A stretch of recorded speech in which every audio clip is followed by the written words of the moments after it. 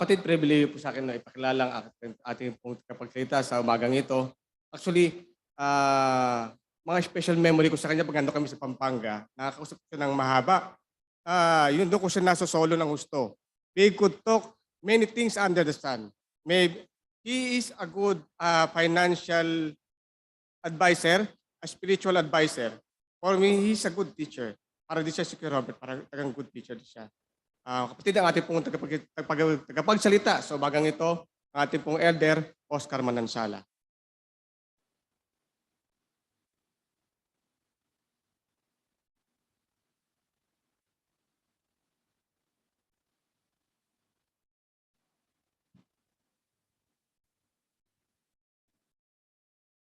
Morning po. So, maiksing passage lang po binasa sa atin at tingnan natin ang mga sinasabi ng Panginoon sa bahaging yon ng banal na kasulatan na matatagpuan doon sa John 16, talatang 5, simula na tayo sa 5. Ito po'y kasama doon sa pagtatagubilin ng Panginoong Hesus. Kanyang pagpapaalam sa kanyang mga alagad. Magsimula yan sa chapter 13, 14, 15, 16, hanggang 18 ay talagang close ang kanilang pag-uusap dyan. Sila na private. Nagsimula doon sa second floor na palagi nilang pinagtitipunan, pinagdarausan ng Lord's Supper. At malapit lang naman sa Jerusalem yan, sa kanilang pag-uusap, minsan bababa sila and they walk the streets of Jerusalem. Tuloy-tuloy lang ang pangungusap niya. But this time, gaya ng sinabi ko, limitado lamang sa kanyang mga alagad. Was the last farewell instruction of the Lord Jesus Christ sa kanyang mga alagad. Bago siya arestuhin at eventually mapako sa krus ng Kalbaryo. Ganyan po ang ginagawa niya. Tatagubilin siya, inugasan niya ang kanilang mga paa, sabi siya ng mga pangako ng Diyos na siya'y aalis, pero maghahanda siya ng dakong matitirhan sa kanila. At binigyan sila ng mga illustration, example, at mga pangakong talagang magpapatibay sa kanila. Ang mga pangako niyang ito ay intended para sila may comfort, para sila may strengthen, para sila may encourage, para sila ay maibsan ang mga pangamba ng kanilang paghihiwalay. Whenever there is separation, palagi yan ay dumarating sa isang tao, lalo na sa kamatayan o paglisan na hindi na natin makikita. Sinasabi niya, kuya alis, at kaya malungkot na malungkot po sila. Lalo na alam nila, hindi lamang yung kanilang paghihiwalay dito, hindi nila makikita ang Panginoon Jesus sa kanilang buhay. For 3 years nakasama nila kung paano siyang makisama sa kanila bilang guro at bilang tagapagturo at tagapagligtas, bilang healer at anak ng Diyos, nakilala na nilang ganyan. All ng kanilang mga pangangailangan parang natugunan, sapat sa araw-araw nila. Magkakasama sila riyan. Minsan binagyo sila sa dagat, musala ng isda, kumakain-kain silang sama-sama. Minsan naranasan nila ang kung siya'y kutsain, kung siya'y tuligsain ng mga religious leader ng Panginoon. Kasama niyang lahat sa mga karanasang yan. Tapos sinasabi pa niya, ikaw, sabi niya kay Pedro, 3 beses mo ko yung pagkakanulo. Ang isa sa inyo, sabi niya, magta-traitor sa akin. Talagang malungkot sila. Hindi naman niya sinasabi kung sino yon. So, ganyan po ang kalagayan. Pagkatapos mamamatay, at alam naman nila ang kamatayan, ayaw nila, inaawat nila yan. Pupunta siya sa Kalbaryo, alam natin yung Kalbaryo, doon ang talagang pinapako lahat ng mga kriminal, doon pinapatay.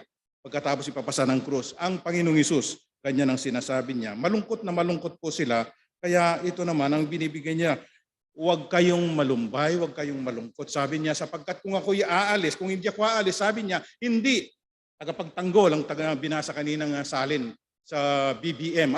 MBB. Mabuting Balita Biblia, hindi po BBM. Yan. Bakit MBB ang BBM ang nasabi ko? Malungkot na malungkot po sila. Kaya ang Panginoong Hesus very, very serious sa mga panahong ito. Alam naman niya talagang lakad-lakad sila. Hindi ko alam kung ilang oras yan. Hanggang finally, tumawid po sila doon sa Kidron Valley. Ang Jerusalem, this is Jerusalem mataas. Merong valley rito, Kidron Valley. About a mile or a kilometer away, ito ng paanan nitong bundok ng mga olibo. At doon nga siya nanalangin, sabi niya, kasama ng kanyang mga alagad, nakiusap siya sa Ama na kung po pwede, wag nang danasin ang kahirapang yung si papatayin sa krus ng Kalbaryo. Pero ganun pa man, sabi niya, not my will but thy will be done. Malungkot na malungkot po sila. Kaya pinangako niya ang Holy Spirit sa kanila dito sa aking salin, the advocate. Doon sabi niya, kapag tanggol, halos pareho ang ibig sabihin sa akin yan. Kung hindi ko aalis, sabi niya, hindi siya dadating. Pag alis ko, sabi niya, aking pababain siya sa inyo. Sa chapter 14, binabanggit po rito ang pangako ng Holy Spirit ng Panginoon. Sabi niya, siya isa sa inyo. At siya, sabi niya, hindi lamang sa inyo, siya sabi niya, magi-indwell sa inyo. He will be with you forever and He will be within you. Nakita po natin yan. Siyempre, marahil sa kanila, hindi pa nila masyadong maunawa yan. Pero sa atin, nakita na natin yan. Ang Panginoong Hesus na nangakong ipadadala ang Holy Spirit nung Pentecost dumating nga sa kanilang kapanahunan mismo nitong mga kasama niyang mga naglingkod din na kasama niya ay na-empower sila, dumating sa kanilang kapangyarihan ng Holy Spirit, in-indwell sila lahat ng mga mananampalataya hanggang sa ating panahon ngayon, lahat ng mga tunay na mananampalataya na tumanggap sa Panginoong Hesus bilang Panginoon at tagapagligtas, ini-indwell na sila ng Holy Spirit. Ang pag-uusapan po natin dito, ang temang binigay sa akin, ang the work of the Holy Spirit, the convicting work of the Holy Spirit. O yung, ano po ang convicting? Convict. To find or prove to be guilty. Sa ibang salin, sabi niya, convince. To convince the world of its sin. To convince the world of righteousness.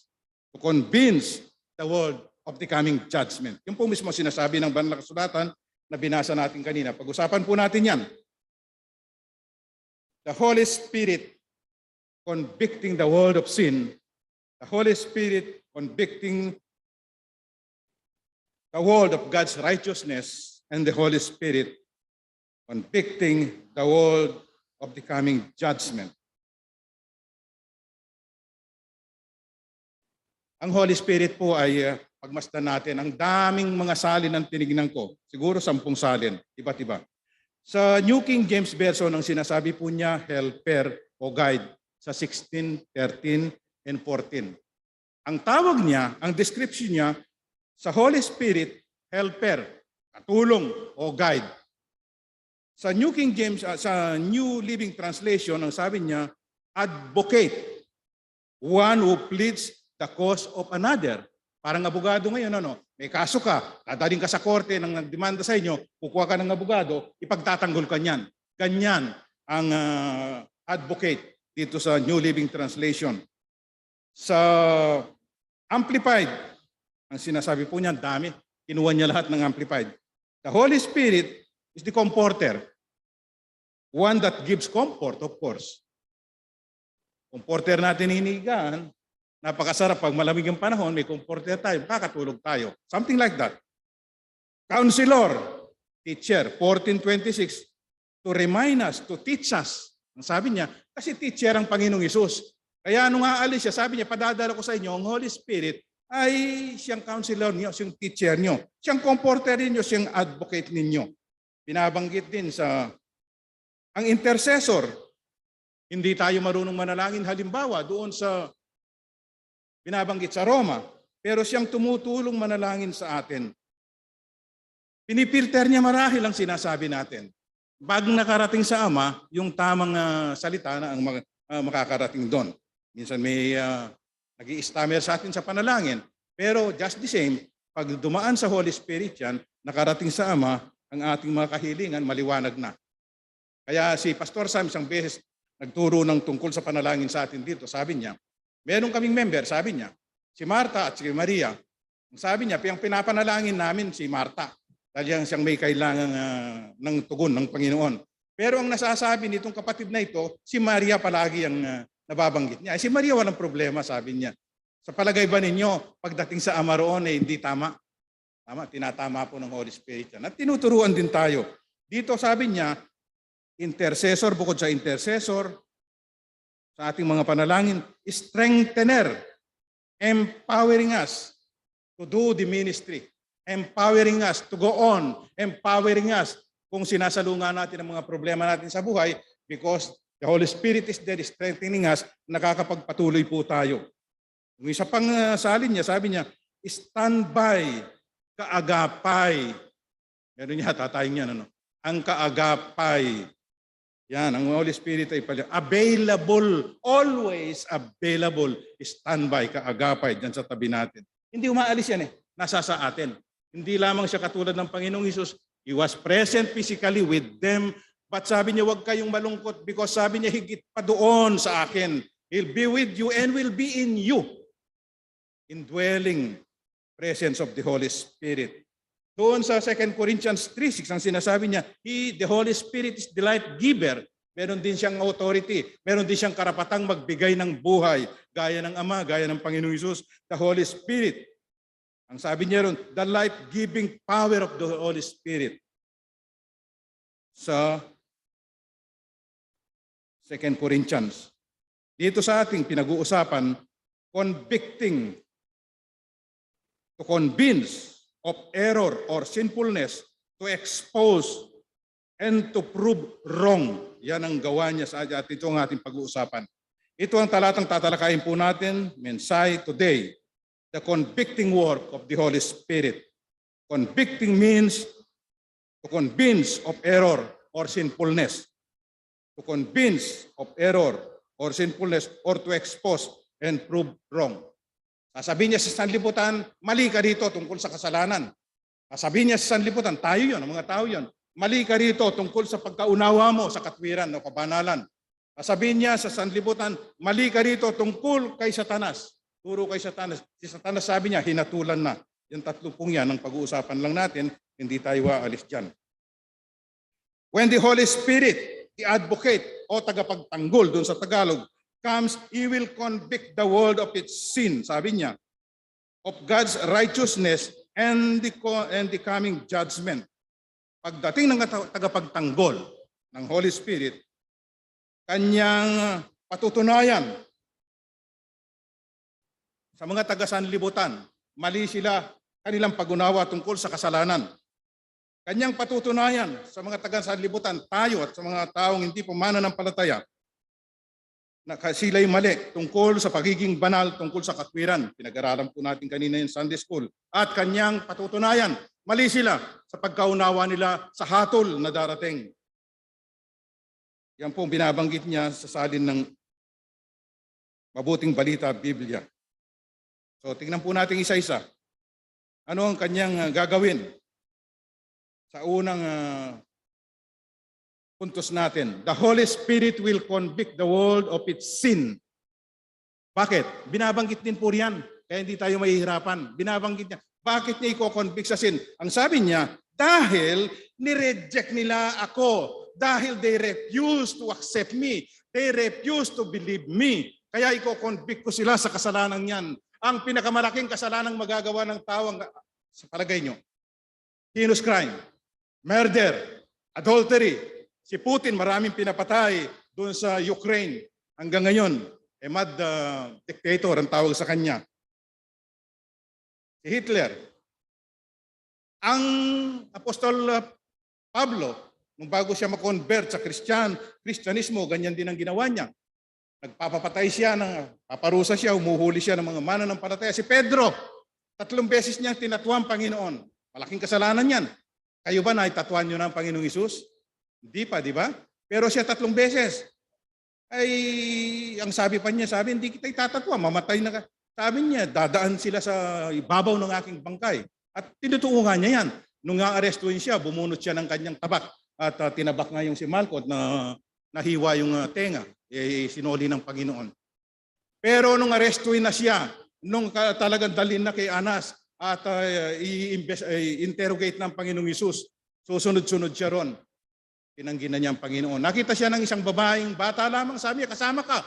Kita ka namin. Hindi ko kasama. Pagkatapos after a couple of minutes, papatuloy yung interrogation ating gabi hanggang madaling araw.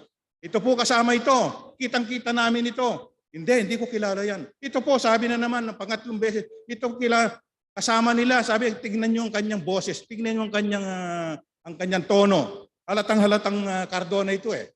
Halatang-halata yan eh. Kaya Galilean yan eh. Sabi niya, hindi ko kilala yan. Hindi ako yan. Never kong na-meet yan. Yan po, pero kasalanan yan, di po ha.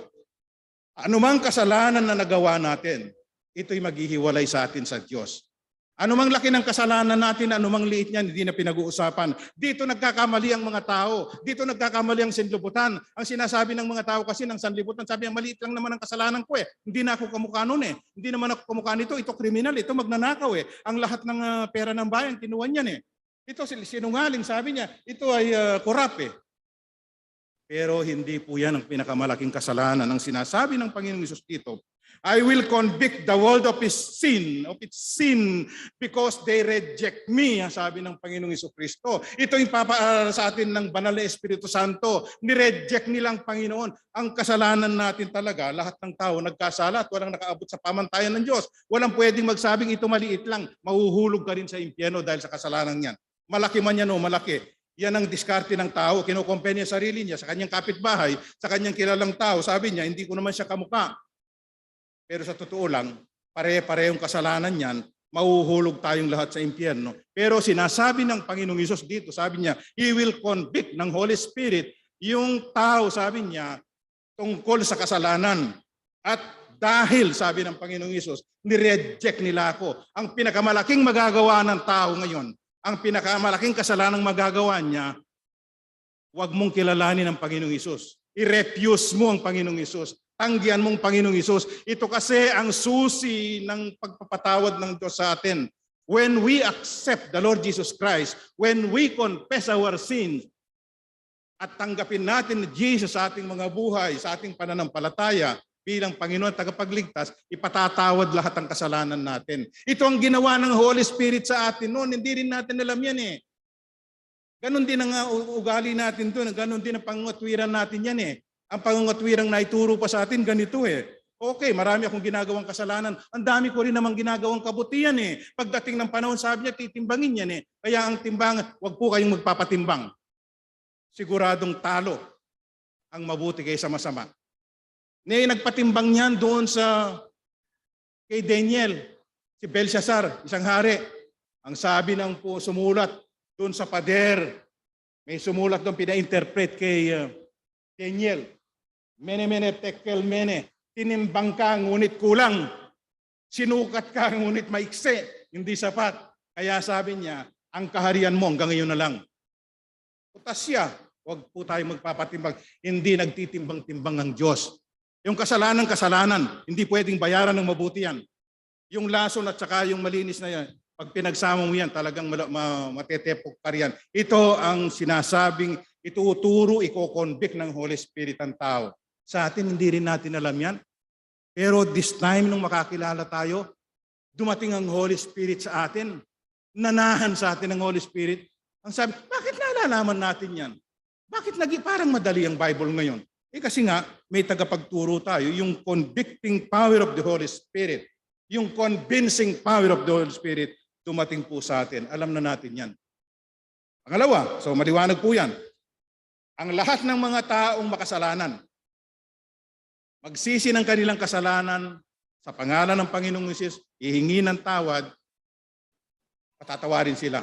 Bibigyan sila ng buhay na walang hanggan. Magiging matuwid na sila sa harap ng Diyos.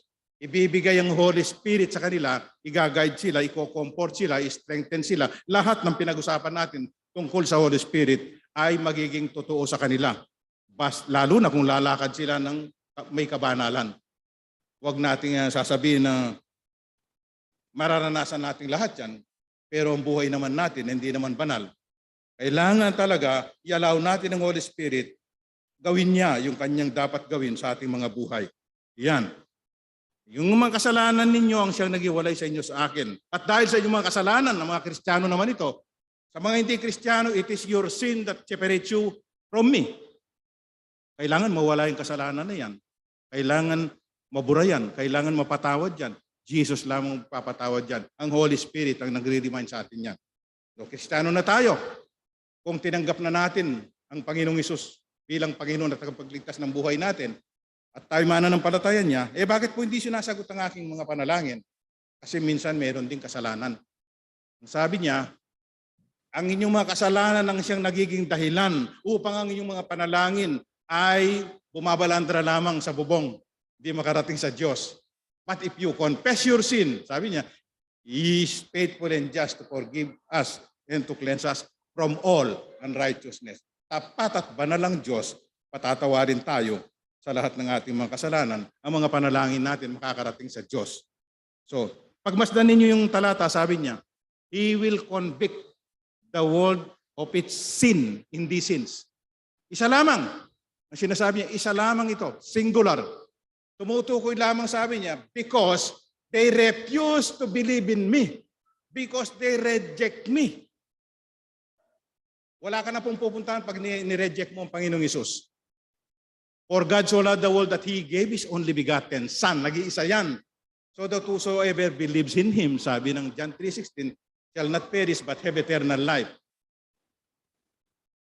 Ang lahat ng sumampalataya ay magkakaroon ng buhay na walang hanggan. Pero, sabi niya, ang hindi sumampalataya ay hinatulan na. Bakit hinatulan na? Because there is no more. Wala nang iba. Wala nang ibang solusyon. Ang solusyon dito, ang Panginoong Hesus na nagbigay na ng kanyang buhay, binayaran ng ating mga kasalanan sa krus ng Kalbaryo. Ito ang ipapahayag. Ito ang lilinawin ng Holy Spirit sa mga tao. Marami pa. Salamat si Pastor Ted, nang-aaral siya doon at nakakakilala maski mga espiritista. Pag sa tulong ng Holy Spirit, yung mga evil spirit, yung mga bad spirit sa kanila ay lalayas lahat yan at mananahan ng Holy Spirit pag totoo ang kanilang pagtanggap sa Panginoong Hesus. The Holy Spirit will convict the world of God's righteousness. Bakit? Paano?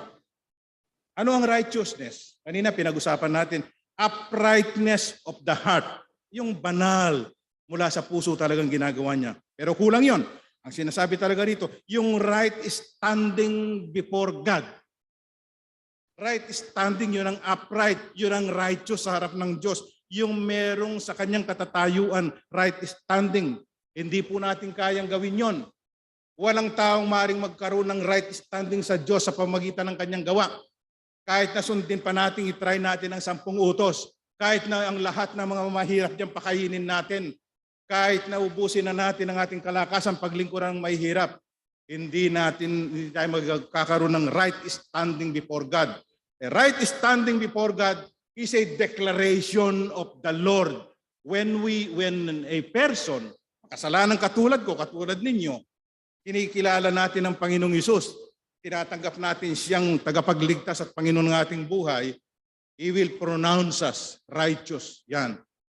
This is a declaration from God Himself. Ang sabi ng talata mismo, sabi niya, He will convict the world of the coming of God's righteousness. Ang righteousness ng Diyos, hindi yung ginawa natin, hindi yung kabanalang ginagawa natin. Magaganda lahat yan. Hindi yung pagiging magkamang-kawang gawa natin, hindi yung pagiging spiritual natin, hindi yung kasipagan natin, hindi yung kahabagan ni pinakikita natin dito at doon. Hindi. Kahit na paglingkuran pa natin lahat, hindi tayo magiging righteous. Magkakaroon ng righteous standing before God. Only when we put our faith in the Lord Jesus Christ. Bakit naman ganyan? Sinasabi niya, the Holy Spirit will convict the world of God's righteousness. Right standing before. Yan ang mismong talata. Because, bakit? I am going to the Father, sabi ng Panginoong Hesus. Ano namang kinalaman nun sa righteousness? I am going to the Father. Maalis na ako rito, mamamatay ako. Hindi na po pinaliwanag dyan. Bago makarating sa Ama sa langit ang Panginoong Hesus, marami pa siyang dadaanan dito. Binabanggit niya sa mga alagad niya ito. Shortly after this, he will be arrested. Then ipapako siya. Papapasan sa kanya yung krus. Iikot siya sa buong Jerusalem. Finally, dadalhin siya doon sa Kalbaryo. At doon, ibinigay niya ang kanyang sarili. Hindi niya pinagtanggol ang kanyang sarili. Sabi nga ni Pedro gusto mo, sabi niya, lumaban tayo. Hindi, sabi niya, wala ba akong, bitawan mo yan. Wala ba akong kapangyarihang tumawag ng laksang anghel? Pagtanggol ako? Alam po natin yung anghel, isang anghel lamang. Wala pang magdamag. 185,000, pinatay niya. Walang narinig na putok. Walang narinig na iyak. Patay lahat ang 185,000. Ang sabi ng Panginoong Hesus, kaya kong tumawag ng laksang anghel pagtanggol ako. Pero ito talagang mission na binigay sa akin ng Panginoon. Kaya nung bago siya malagutan ng hininga, sabi niya, it is finished. He will convict the world of God's righteousness because now righteousness is available when the Lord Jesus Christ gave Himself in Calvary. He died on the third day, He rose again. After 40 days, He went to heaven. Yan po sinasabi niya rito. Because I am going to the Father, I'm going back to the Father. Righteousness is now available. Righteousness that is a gift from God. Hindi po natin gawa ito. Kahit na magbigay tayo ng 100,000 buwan-buwan sa iglesia, kahit na pudpurin natin ang mga tuhod natin, ginagawa po namin yan nung nasa kabilang pananampalataya tayo. Kahit na magtika-tika pa tayo, ay ginagawa po yan. Doon na lang sila sa bundok para raw kukunti ang magiging kasalanan nila. May kasalanan ka pa rin. Itong righteousness na ito, sabi niya, I will convict the world of God's righteousness. God's righteousness is a gift because it is now available, a gift that is now available para maangkinin natin. Tinapos na ng Panginoon ang requirement for righteousness. Ang lahat ng inihingi ng katuwiran ng Diyos para maging righteous ang tao, ikikredit na lamang sa Kanya kung sasampalataya siya sa Panginoon. Babalik na sa langit. Ibig niya sabihin, tapos na lahat ang gawain ng pagliligtas. Yan ang ipinakita sa atin. Ang sanlibutan sa Kanyang karamihan ng mga tao, hindi pa alam yan. At dito, sabi niya, yung isang salin na binasak ko, meron pa siyang kaisipan ang sumulat nito. Meron pang siyang kaisipan, meron pang demonstration. A demonstration of righteousness. When we talk of demonstration of righteousness, hindi lamang yung ginawa ng Panginoon sa krus ng Kalbaryo, righteousness, so that ang God ay nasatisfy, so that ang God fully happy sa ginawa ng Panginoon, fully ang demand ng righteousness ay nagampanan ng Panginoon. Sabi niya, demonstration of the believers of today at sa kanilang mga panahon. Sinasabi yan Makokonvince ang sanlibutan, sabi niya, na ang God's righteousness is this. Those who have put their faith in the Lord Jesus Christ, sabi niya, will walk in righteousness. Maging asin sila ng sanlibutan at maging ilaw sila, reflection ng kabanalan ng ating Panginoong Hesus. Ito, kasama pa rin kaisipan sa righteousness na yan. Demonstration. Sino magde-demonstrate niyan? Hindi ang sanlibutan. Ang magde-demonstrate ng kabanalan, ang magde-demonstrate ng binagong buhay, ay ang mga mananampalataya. Yan ang kaisipan niya. At sinasabi, binabanggit niya ganun doon sabi niya asin, preserver, to prevent decay, pampalasa, ilaw, so that in this dark world, mailawan sila as a reflection of the Lord Jesus Christ dahil sa mabuting patutuo ng kanilang paglakad ng mga mananampalataya. So, ito ang ginagawa ng Holy Spirit. He will convict the world of its sin and He will convict the world of God's righteousness, right standing before God. Because ang ginawa ng Panginoon tapos na complete and absolute satisfaction ng Ama sa kanyang paghahandog ng kanyang sarili. Pangatlong punto po natin, binabanggit din dyan, mismo sa talata. The Holy Spirit will convict the world of the coming judgment. Tapos sinagot niya mismo, ano yung coming judgment? the coming judgment. Because Satan, the ruler of this world, has already been judged. Nakatula na para si Satan eh. So meron tayong kalaban natin Satan. Ito ang ruler ng sanlibutan eh. Pansamantala parang siyang nagro-rule, pero hindi siya nagro-rule sa atin sa mga mananampalataya. Sabi niya, judge na yan, may hatol na yan, pero hindi pa niya sineserve yung kanyang hatol. Meron tayong ganyan, hindi ba? Okay, sa korte, sa ating mga korte, court of law. Ito sabi niya napatunayan ng hukumang ito. Talagang ikaw ang pumatay. Kaya sabi niya ay mabibilanggo ka ng habang buhay. Pero magsisimula, sabi niya, sa 2023, ang pagsiserve mo. In the meantime, committed ka muna dito sa NBI o kaya sa Camp Crame. Pero magseserve ka talaga, kan Satan. Satan is already judged bilang ng araw niya. Kaya yung atungal niya sa atin yan, sinasabi ni Pedro, sa unang Pedro, sabi niya, maatungal siya pero sa totoo wala na siyang pangil. Ngayon, bakit niya sinasabi ito ng Panginoong Hesus? The Holy Spirit will convict the world of the coming judgment. Meron pong paghatol na darating. Akala natin masaya lang palagi rito. Akala natin pag nawala na yung problema natin ng COVID-19, masaya na. Akala wala nang problema. Akala natin pagka naayos na, nagkaroon ng peaceful resolution ng giyera doon sa Russia at saka sa Ukraine, ayos ng bansa. Akala natin pag yung inflation bumaba na, ayos ng bansa. Hindi po. Merong talagang darating pang paghatol. The judge ang buong mundo. Pero ang pagkakamali ng mundo, bakit ganito? Naniniwala sila sa turo ni Satanas. Yun nga sinasabi ng Panginoon dito. Mismong ang tao, sabi niya, ito'y siniksik na kaisipan ni Satanas sa kanila. Wala yan, wala yan. O, sabi nila, darating ang Diyos, maghahatol dito. Sabi niya, 2,000 taon na yan, wala pa yan. Panahon pa ni Pedro, ganyan ang sinasabi. Pero sabi ni Pedro, hindi. Talagang darating yan. At ang sanglibutang ito, sabi niya, may katapusan. At darating ito, sabi niya, yung mga giyera, mga kalamidad, etc. Darating ang parang matagal nga lang. Yung palang nagtatagal ang Panginoon at hindi pa talagang nadadjudge ang mundo. Ay yung pala para sa benefit natin. Yung pala para maligtas pa yung mga kamag-anak natin. Yung pala para maabahaginan pa natin ang mga buting balita, ang mga kapitbahay natin. Yung mga anak pala natin, kailangan may ayos muna ang kanilang mga pagkaugnayan sa Diyos. Kaya hindi pa siya dumarating. Kung tapos na yan, darating siya. Hindi pala mabagal ang Diyos. Hindi pala nagpakempoy-kempoy sa kanyang pangako ang Diyos. Ito pala'y naka-angkor doon sa ating gagawin na marami pang mga hindi mananampalataya. There are about close to 8 billion people now in the world. Ang sinasabi nila 10% lamang ang mananampalataya. Kung 10% yan of the 8 billion, kamo na, sarado na natin si 8 billion. Wala pa namang 8 billion yan.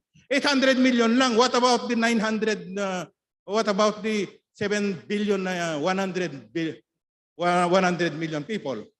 Yan ang sinasabi ng Panginoon. Kaya sabi niya sa Diyos, ang isang araw parang 1,000 taon at ang 1,000 taon para isang araw. Hindi dahil mabagal ang Diyos. Kung hindi, marami pa kayong mga kamag-anak, marami pa kayong mga classmates, marami pa tayong mga kapitbahay, at ang mismong pamilya natin dapat mapatatag muna sa pananampalatayang Kristiyanong ito. He will convict the world of the coming judgment. There is judgment. Yung sanlibutang ito na pinapaniwalaan ninyo, ang hari ng sanlibutang ito, si Satan, judge na nga yan eh. Kayong maniwala riyan. Talo na yan eh. Hindi na kailangan maghintay pa tayo ng May 9. May talo na yan. Kaya ngayon pa hindi natin alam yan kung sino. Baga sa politika. Pero ang Diyos alam na niya yan. Si Satan. Sabi niya, judge, si Satan, the ruler of this world. Eh yan siyang pinapaniwalaan eh. Siyang sinusunod nitong 7.1 billion people na ito sa buong mundo. Diyan sila nagkakamali. Kaya kailangan sa... He has already meted this judgment. The ruler of this world. Awaiting to serve his sentence na lang. Binasa ko yung Revelation 20. Talagang mangyayari yun. Sabi niya, finally! Tapos ng 1,000 taong paghahari ng Panginoong Hesus kasama ang mga mananampalataya katulad natin, sabi niya ibubulid siya, kukunin siyang muli doon sa kanyang pinagkulungan, ibubulid siya doon sa dagat-dagatang apoy na may kumukulong asupre kasama ng halimaw at kasama ng false prophet at kasama ng kanyang demonyong lahat, mga demonyo kasama ng lahat ng hindi mananampalataya. Asopre nga, kahit na hindi kumukulo yan, utas ka na riyan. Kumukulo pa. Pagkatapos sa ibang bahagi, sabi niya, doon sabi niya, hindi namamatay ang uod. Uod lang eh. Magkakatalo na tayo. Si Ate Linde, kahit hindi mo pakainin yan, papayag siya ng tanghalian. Huwag mo lang hahagisan ng uod eh. Talagang takot. Yung pa, hindi namamatay ang uod, kasama mo sa impyerno. Talagang darating po yan. Hindi ilalagay ng banal na kasulatan yan. Walang talinghaga yan. Talagang maliwanag na salita po yan. Kaya ito pong sinasabi sa atin ng Panginoon dito. Pamagitan ng Holy Spirit, ang gandang nagagawa niya sa atin. Comforter sa kalungkutan natin, kanumbayan natin. Teacher sa kakulangan natin ng karunungan. Bago tayo mag-decide, meron tayong standby, meron tayong kaalakbay, meron tayong strengthener, meron tayong hindi expander yan strengthener yan. Hindi yung ano yung nilalagay sa manok pag piprito nila. Kala mo laki-laki yung pala naman expander pala yan. Di ba? Hindi. So, yun po ang gawa niya. Holy Spirit ang pag-uusapan natin nitong mga buwang ito So dito, i-convict niya yung sanlibutan sa kanyang kasalanan. I-convict niya yung sanlibutan sa about righteousness. Righteousness is now available for the taking. Maski kanino. Huwag mo na sasabihin anong pinanggalingan mo, anong bang karanasan mo, anong bang kasalanan mo. Available ang righteousness ni Jesus sa atin. Yan ang sinasabi ng Holy Spirit. Magpakumbaba ka lamang, magsisi ka ng kasalanan mo, kilalanin mo siya sa buhay mo. At huwag kang maniwala sa sabi-sabi ng sanlibutan. Ang sanlibutan ito na wala sa banal na kasulatan, kita mo yung patutuo ni Pastor Ted, naloko sila ron. Meron silang chapel Hindi ko alam kung ibibigay ng Panginoon sa atin chapel. Papayag ba tayo? May chapel ang mga espiritista. Doon, pinakita niya sa mga padala niya sa atin, di ba? At marami sila. Kamag-anak pa ng asawa ni Pastor Ted, di natin na kaya pala si Juan, sana naman hindi na bahagi na nitong si Preachy ng ganyan, naging mana ng palataya ito Tinatahanan na ng Holy Spirit yan Kaya si Pastor Ted, matatakutin yan pero naglakas ng loob na. Naharapin na niya yung mga multuron at mga mangkukulam. May mangkukulam daw, nakausap niya, sinabi niya, may mangkukulam Hindi tayo matatakot dyan. Marami nang naloko yung mga mangkukulam na yan. Mga kampo ni Satanas yan. Pero hanggang ngayon, yung 90% naloloko pa ni Satanas. Ito ang gustong ayusin ng Holy Spirit Ang maano lang sa Holy Spirit kasi, masyado siyang tender Masyado siyang gentle Hindi niya pinuforce ang kanyang sarili. Pero nandyan siya. Kahit na sa atin, pag hindi tayo namumuhay ng banal, hindi niya pinoforce ang binubulong-bulong na niya sa atin. Hanggang pagdating na harap, titigas-tigas pa ulo natin, baka hindi na natin marinig siya. Konsensya natin nandyan, pero higit sa konsensya ang Holy Spirit. Third person of God, God Himself. Iyak na darating po ang hatol, pero salamat, hindi na tayo kasama riyan. Paano naman ang mga mahal natin sa buhay? Kasalanan, mayroong solusyon. Ang pinakamalaking kasalanan magagawa ng tao, hindi ang murder, hindi ang corruption, kundi ang rejection sa Panginoong Hesus. Yan ang i-share natin sa mga mahal natin sa buhay. Mayroong solusyon, dahil ang solusyon ay ginawa na ng Panginoong Hesus. Tinapos na niya. Kaya by faith, pwede na nating makamit yan. Pagpalain po tayo ng Panginoon, manalangin po tayo. Papasalamat po kami sa ministry ng Holy Spirit sa aming mga buhay. The work of the Holy Spirit. Tinalakay po natin ang kanyang convicting work sa aming mga buhay sa mundong ito. Tulungan mo po kami na magiging sensitive kami sa kanyang prompting. Tulungan mo po kami na di kami magsasawa dahil ang sanglibutan ito talaga nadaya ni Satanas. 90% ng sanglibutan ayon sa statistics po ng mga mission organization hindi pa mananampalataya. Mismong sa mga neighbor namin, mismong sa mga sphere of influence namin, napakarami pa po niyan. Kaya tulungan mo kami, huwag kaming magsasawa, huwag kaming mahiya. Dahil isa lang naman ang solusyon dito. Hindi naman namin sila dadalhin sa reliyon. Hindi naman namin dadalhin na ipagagawa ang anumang bagay.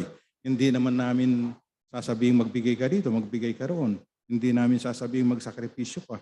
Ang babalita lang po namin sa kanila, Jesus is the answer. Confess your sin. Accept Him as your Lord and Savior. Wholeheartedly by faith. At gagawin kanyang anak, magiging righteous ka. Salamat po sa mga turo mong yan.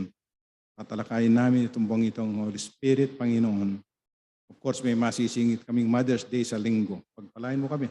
Naway magsi-attend kaming patuloy. Maglingkod po kaming lahat sa inyo. Dahil maiksi lamang ang buhay namin na talagang darating ang panahon. Mismong ang ruler of this world, Satan, O Lord, has been judged already. Naghihintay na lang ng panahon. I-share niya ang kanyang judgment. Pagpalain mo kami, patuloy. In Jesus' name.